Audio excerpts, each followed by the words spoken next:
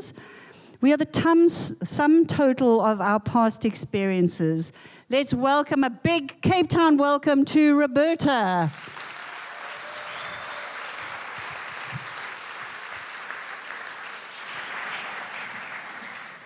You have to adjust it? Yeah. Oh, yeah. Okay, I'll do it. Thank you. Hello. You hear me? You're good. Ah. Ready to roll? 3, 2, 1. Yeah. Let's just give him some energy here. Come on, Roberta.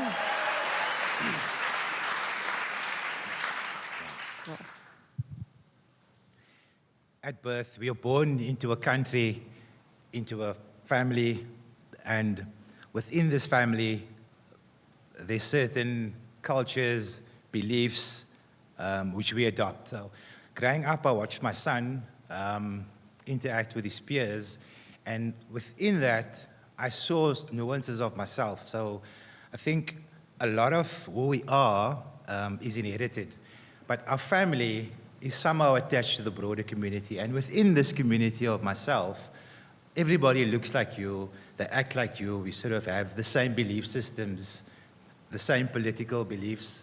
My name is Roberto Jones. I'm a brother, I'm a father. I'm self-employed. I've been self-employed for the last 10 years. I believe that work is not life. Work pays for your life. I love gardening. And growing up as a young person, I was extremely insecure. But within the community, we learn to adapt and to fit in and to eventually conform. But within this community, it's very easy because we understand the norms and the standards. We've been there for a while.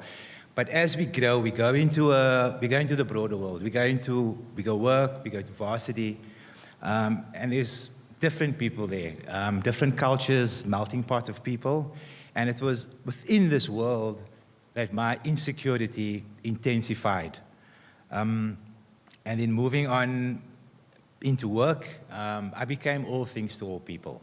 I was the yes guy, never ever saying no, the guy you could always depend on. And it was a very tiring time in my life.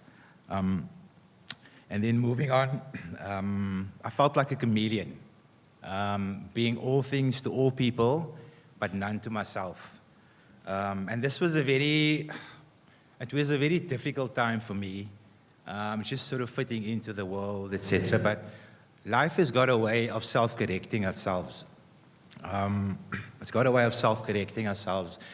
And just speaking to different people, getting different experiences, just listening to people. Along the way, I saw a light of sorts. I saw a glimmer of hope of a life that could be. Because the world that I come from, we sort of just martyr through life. Big boys don't cry. And then I came across certain tools, and there's lots of tools out there, lots of tools that's available out there. And if you approach this with an open heart and an open mind, and having experienced a few things, I decided to make a change within my life and to go and explore these different avenues. Mind power is something that I came across, and then after my affirmations, I was still in corporate at the time. I walked into a meeting and I felt like I belonged. For the first time in my life, I felt like I belonged. And I realized that whether we say we can or whether we say we can't, we are right all the time. Presence, we live in the presence. We heal our past and we change our future today. Living in the past creates depression, and living in the future creates anxiety, because your meeting is only 2 weeks' time, but you're there already. So after having gone through this, your conversations or my conversations changed. You speak to other people, and then you realize that something needs to change. I need to change. Surely there's something out there. And then after this journey, I decided to just question myself, thinking consciously, why am I here?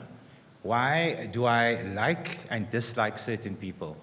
Why do I have certain beliefs or certain preformed opinions for things I haven't experienced personally? I went into counseling, which is a taboo within my community that I come from, but it was a one safe place where I could be brutally honest and vulnerable, and that helped a lot for me at the end of the day. Also, during the process, it answered a lot of my why questions, so it gave me an understanding thereof.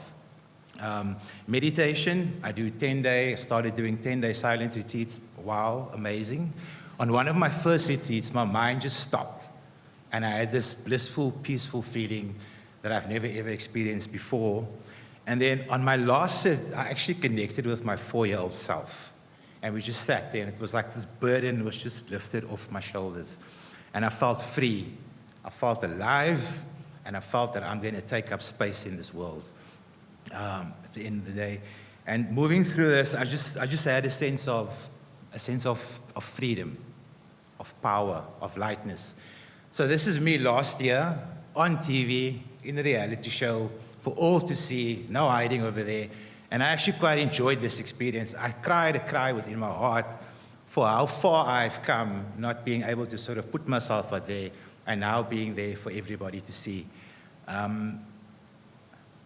Yes, no, I don't know. These, for me now, are full sentences, and they don't need justification. Yes, there are certain things that we need to do. We do have obligations, but I speak my truth now. I stand firm in what I say. I've got firm boundaries. I'm in a quiet taste, but that's who I am. I love gardening. This is half of my garden that I decided to pave last month because it was taking up too much of my time. So life gives us a reset button. I use mine often now. We just start over at the end of the day. So the people that we are today, who we are today, is an exact culmination of all our experiences. So the equation remains the same. We are the sum total of all our experiences. So if you want to change your story, change the equation. Add, subtract as needed. That's what I've done, and I trust you will do the same too.